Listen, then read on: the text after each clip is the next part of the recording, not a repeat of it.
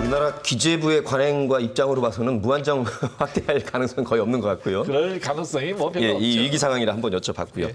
가장 이제 지역화폐의 핵심이 말씀하신 개인당 얻을 수 있는 그 발행 한도액을 어느 정도로 할 것이냐와 인센티브 요율인데 현재는 지금 한 10% 정도로 균일하게 돼가고 있나요?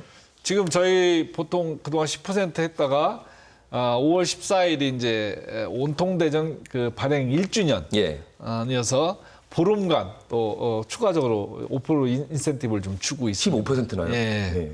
그렇습니다. 지금 이렇게 하고 있죠? 네. 15%면 굉장히 많이 네.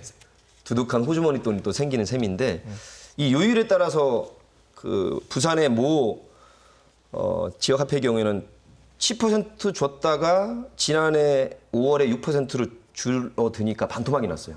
그래서 다시 또 원상복귀 시킨 이런 사례가 있어서 각 230여 개 지자체가 이제 서로 예의주시 하시면서 이 요율을 잘 조정하는 것이 굉장히 필요할 것 같습니다. 지금 그 방송 초기에 인터뷰에서도 나왔듯이 이 지역화폐가 인기를 끄는 거는 캐시백 요율이거든요.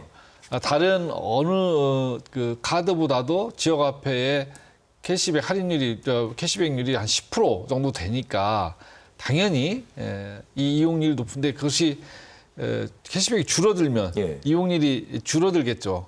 그걸 극복하기 위해서 정책 기능을 많이 담아야 한다는 이야기입니다. 그래서 지금 저희들도 현재는 10%를 유지하고 있고 내년도에 정부 정책이 어떻게 반영될지 모르겠습니다만 내년도도 서민 경제가 뭐 빠르게 회복되지는 않을 거라고 보고 그러면 내년 정도까지는 그런 지금 현재 요율 또는 비슷한 정도 수준을 유지하면서 지역화폐 발행을 해야 될 것으로 봅니다. 우리 대전 온통대전은 현재 5월 가정의 달을 맞이해서 15% 기간이니까 꼭 필요하신 분들은 활용을 해보시면 좋을 것 같고요. 자, 또 한 가지는 이제 지역화폐 사용처를 지난 1년간 봤더니 상위 업종이 음식점, 슈퍼마켓, 주유소, 학원 등인데 대형마트와 이 대체 관계에 있는 쪽에 쏠린 것 아니냐. 이 골목 상권 내에서도 골고루 좀 소비가 되는 것이 목표에 부합한 것 아니냐 이런 또 시각이 있어서 우리 양 연구위원님 어떻게 보십니까? 그렇죠. 온통대전이 이제 주로 사용되는 업종이 소매업과 이제 음식업종입니다.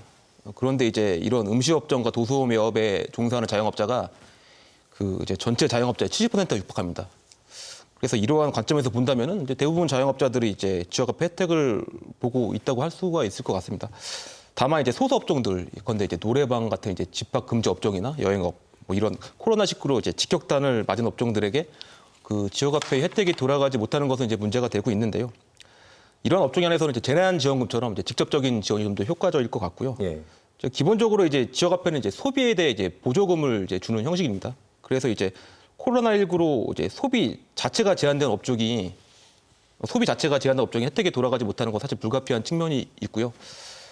다만 이제 그 병원 같은 이제 고소득 자영업자 있지 않습니까? 이런 업종까지 지역화폐 대상으로 적합한지에 대해서는 좀 고민해 볼 필요가 있을 것 같은데요. 그렇다고 이제 사용 가능 업종을 또 제한하는 것이 또 능사는 아닌데요. 그 이유는 이제 사용처를 이제 제한을 하면 할수록 사람들이 이제 온통대전을 들고 다닐 이제 유인이 작아지기 때문에 따라서 이제 사용 기능을 이제 너무 이제 제한을 하면은 온통대전 활용성이 저하돼서 오히려 이제 소비 진작 효과나 소상공인 매출 이런 이제 지역화폐 본연의 효과가 이제 작아질 위험도 있습니다.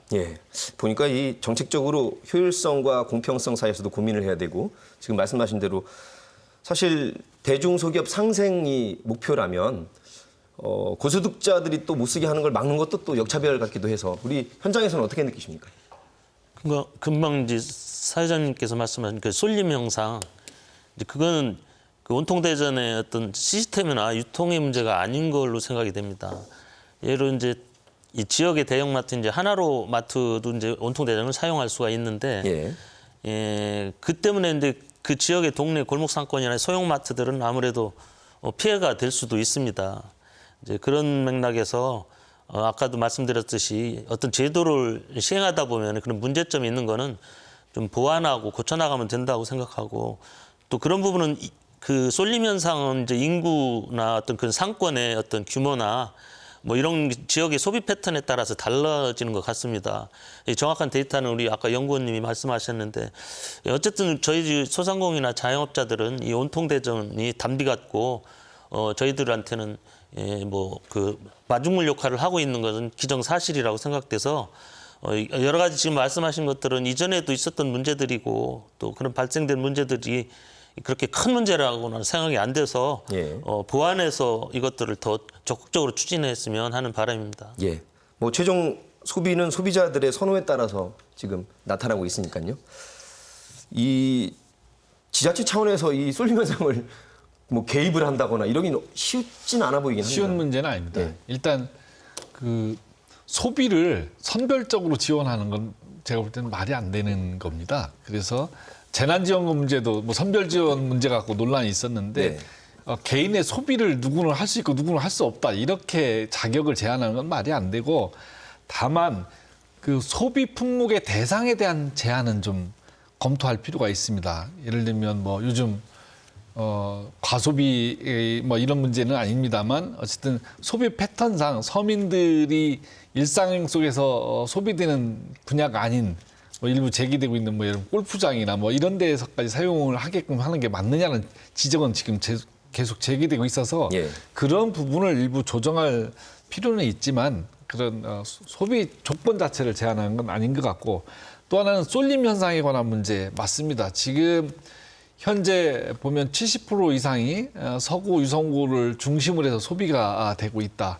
물론 이제 전체적으로 인구가 그쪽이 좀 더 많고 그 자영업자 수도 아마 그쪽이 많을 겁니다. 그럼에도 불구하고 5개구의 어떤 지역 간의 균형을 놓고 보면 소비 패턴이 한쪽으로 좀 쏠려 있는 이 문제들을 해결해야 될 과제는 있습니다. 그래서 지금 저희 대전시 같은 경우는 전통시장 29개 전통시장이 있고 점포만 해도 한 4,500개 정도 되거든요.